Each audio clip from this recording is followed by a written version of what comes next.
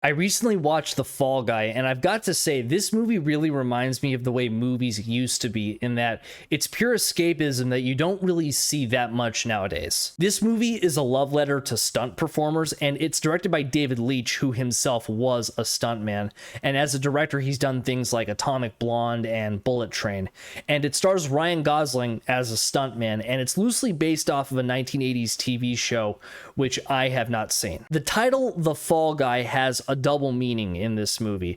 Now, I'm going to get into some plot spoilers in my synopsis of this movie, so if you don't want to hear them, click off or maybe just skip ahead a couple minutes. In The Fall Guy, Ryan Gosling plays Colt Seavers, a stuntman who for years has doubled for this douchebag action movie star named Tom Ryder, played by Aaron Taylor Johnson. On the set of the latest Tom Ryder movie, Colt is in a nice little relationship with the movie's camera woman Jody, played by Emily Blunt. Everything seems hunky-dory until Colt does a stunt where he has to do a fall from a great height in this high-rise building. Something goes wrong with his cable rigging and he suffers a severe back injury. Shaken by the accident and unwilling to let Jody see him in a weakened, pathetic state, Colt abandons his career as a stuntman and his relationship with his girlfriend. That is, until he gets a call from Tom Ryder's producer, Gail, who says that Jody, who is now a director of a movie called Metal Storm, wants him to join the production as a stuntman. Colt arrives on set in Sydney, Australia, only to find out that Jody doesn't really want him there, and things are extremely awkward between them. But the plot thickens when Gail levels with Colt and says that Tom Ryder has vanished from the production and that the studio is going to shut the movie down in 2 days if he's not found.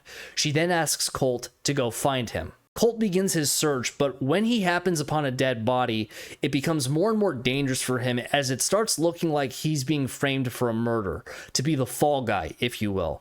He then has to get to the bottom of what's going on, clear his name, and while doing it, rekindle his romance with Jody. On the whole, I really like The Fall Guy. It's not perfect. Some of the dialogue could have been refined a bit more, and at times it's a little bit too self-referential. But despite these shortcomings, it's a movie made by a former stuntman who clearly loves the craft of stunt performing, and you really feel that passion come through in this film. This movie has elements of a murder mystery, even though it's not the most rigorously plotted mystery in the world and isn't that hard to figure out. It's not Raymond Chandler, but that doesn't really matter because the real through line of this movie is Ryan Gosling's character Colt trying to get back on his feet as a stunt performer and him trying to rekindle his romance with Jody. So as a combination of an action movie and a romantic comedy, The Fall Guy really does work. No surprise here if you've seen David Leitch's other work, but the stunts and the action sequences in The Fall Guy, all very well executed. As for the film's romantic side, I really liked Ryan Gosling and Emily Blunt as an on-screen couple.